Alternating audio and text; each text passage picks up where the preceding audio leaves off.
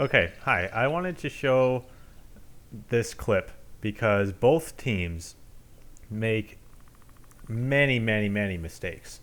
And I just wanted to show like what they are because it's frustrating to see people make these kind of mistakes no matter whether they're on my team or whether they're on the enemy team because this is currently I'm ranked 5 in this, and so people here should be similarly ranked. And if you're ranked that high, you shouldn't be making these basic mistakes. So I want to just sort of show different things that both teams are doing that really is stupid. So we're gonna play through, and I'm gonna pause multiple times just to explain what's going on and why people are being dumb, or not why, but what they're doing that's dumb and the stuff that they should not be doing. So let's roll the clip. Here we've got first thing. There's no reason to ult this. It wasn't like he even missed. It was just he saw a group of minions and decided to ult the minions. Very, very bad idea. You need to have your ult ready. We're obviously about to have a team fight. Totally wrong. You've got guy up here, you got 2 down here. Team fight's getting set up. It's going to happen within the next minute or so, to be sure. So your ult's not going to be back up for that. I don't know why he wasted it here. This is a very critical mistake. I didn't even want to team fight after that happened, but the rest of the team kind of insisted, as you'll see later on. So first critical mistake. So enemy team regroups, do some good damage, but nothing really gets a killing blow. See, we can't really go in and finish him off. We can't rush down the core here because he's way ahead of us. He's going to be able to get healed up in time, and the core is going to do enough damage to keep us from being able to take him down or really have an effective team fight, even though we are outnumbering the enemy team currently. That would have been a very bad move. So at least we didn't do that. Like, I know some teammates were kind of wanting to just rush the core, which I'm so glad that we didn't. I had to convince them not to. So here we have, up here, we have one of the enemy team members caught out, and he's being pinged. So I'm coming to help. I'm already on my way. Like, prior to even the pings going out, we've got me ready to go, but the rest of the team is kind of like lagging behind. They're not really sure. You see here, one guy's actually pinging on him, just totally disjointed, not saying that there's a pick potential on the Rhaegar over here, and he needed to recognize that earlier. The entire team needed to recognize that earlier. So there's mixed pings going out, but you've got to understand that picks that could end the game right there. Getting a pick ends the game because you can do whatever you want for the next minute. So the team instead decided to group up on the Malfurion for God knows what reason. So I go up this way. Of course, Rhaegar goes this way. Escapes. So that's what I did. Now, right here would have been a perfect time for Arthas to throw his ult down. Perfect time. Because you have the Falstad who just barrel rolled out. So he has no escapes now. He's hurting already. He's not like almost dead, but he's already damaged. You throw an ult down on him, slow him, damage him.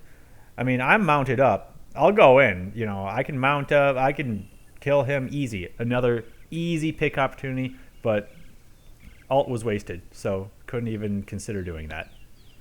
So that was a totally missed opportunity, and it's really unfortunate.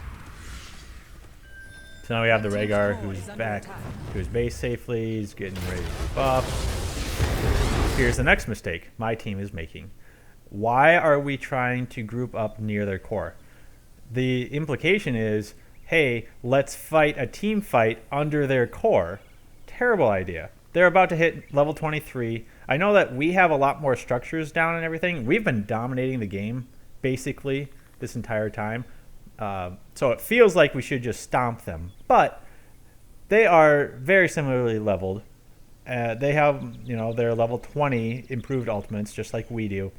It's not like we have a talent advantage as far as, the talents that you get. I don't mean like skill wise. And they're about to hit 23 anyways. So it makes no sense to fight under their core. You're putting yourself at an extreme disadvantage by doing that. But that's the implication, that we're willing to do a team fight under their core by having this positioning. As you can see, I'm positioned back here because I know that that's stupid. There's no reason to be up here at all. All you're doing is shifting the battlefield to some place that's more advantageous for the enemy team. Terrible, terrible idea. Not to mention, even if we somehow do well fighting under their core, they can just run back here and get healed up, and we can't get killing blows. So it just makes no sense to be up here. We should be pulling back and going for these and getting the Dragon Knight and pushing down with the Dragon Knight and forcing the issue. And I'm actually the one who's pinging down here, and then I'll also be pinging up here in a second once I hit play. To indicate that we need to not be here. So I'm trying to guide the team in the right direction. But, Tassadar is trying to push down the core. All right, here's the next thing. You'll notice that they still have a tower and a keep up here. This cuts out an escape route for us. So we can't go down this way. Otherwise, we will be taking free damage. And even if we, especially if we fan out here, we'll take even more damage because we'll be slowed by the damage done by the keep. So it's just not a good situation. And it looks like the team is actually trying to split up. Falstad is kind of forcing the issue, and smartly so, by ulting here. So fortunately, we mostly group, except you'll see that Tassadar decides to do his own thing. So Tassadar sees, oh, there's a Nova down here, and he wants to go after her. And if this wasn't late game, I'd be fine with that. But right now, we're having a team fight. Okay, you can't be chasing off and essentially creating a 4v4. It doesn't make any sense. You're essentially taking yourself out of the fight and creating a 1-for-1. It's as if you both died, basically. You're committing yourself to counting on the team being able to, take care of everything while you deal with the Nova. I would rather have Tassadar shields because this is a very burst-based team. They have a Nova, and then they have a Kael'thas. They do have a Falstad as well, but their team is primarily based on burst damage. So having those shields is extremely important. Not a good trade to have him down here going after the Nova, who he does actually continue to run after and take himself and Nova completely out of the fight. But not good. Here, we see more of Arthas deciding that he's going to go deep. See, the battlefield is shifted. The enemy team was smart in that they took the battlefield back to their core, because this is where they can fight. This is where they have the advantage. They're already 23. It's an even playing field. 4 versus 4. And Arthas doesn't have his ultimate. So it just makes a lot of sense what they're doing. It doesn't make a lot of sense what we're doing. Again, you see me back here trying to indicate to my team, I'm still ready to go in if we have to. Like, I'm not being totally obstinate, but I'm making a point that this fight needs to happen back here, not up here. Terrible idea to fight under the core. And then also, fortunately, we do see a bad ultimate by the Kael'thas. There's no reason to ult a full HP tank. Don't do that. Like, why? You ult someone who is A, squishy, and B, damaged. You don't, because it gives you just Malfurion. All he has to do is just cast a heal and he's back. So, ult's gonna hit. There you go. So now what? It did nothing. So that was a bad ult by Kael'thas. He should have definitely used that better. So ult check. We've got no ult on Kael'thas, no ult on Falstad, no ult on Arthas, and that's about it. Actually, Malfurion doesn't have his ult either. So now we see here that Arthas is about to die. It was, fortunately, we did not fight under the core, but it was because of that poor positioning that we were so close to the core and then realized, oh, we can't fight under that they realized that they had to back off. There was no way to really engage the enemy team, so we just took free damage. And that was a mistake in and of itself. So now you have Arthas about to die. There's no way to save him at this point. You've got Sonya leaping in here too to finish off the deal. He ults in. Her ult's down. Now, here's what we got. Azmodan is clearly the next target. You've got damage dealer, and a tank right there. And you got a damage dealer down here who's working on me, but these two damage dealers can nuke down Azmodan pretty quickly, especially with Sonya having not really much lockdown, but able to kind of get in the way and harass. So it plus provide that additional damage. So I know that Azmodan here is about to go down. With Arthas down, it's a 3v4. So as you can see, Tastar is back here on his own. He did kill the Nova, which you kind of expect when it's Tastar versus Nova, but he did so at the expense of his own ultimate, plus taking himself out of the fight entirely. There's no way he's going to get back here in time to save anybody. So what needs to happen here is I have to just go in. There's no other options. I have to go in, even though they are pretty close to their core. I just have to hope that they don't try to escape. It does actually help that Arthas died, because that means that they're going to be a little more bold. They're not going to be as likely to retreat to their core area. So I see it as an opportunity to go in. Now here, I am pretty low, but so is Azmodan, and I know that they are going for the Azmodan. So what you want to do as Illidan is get to about this health level, give or take.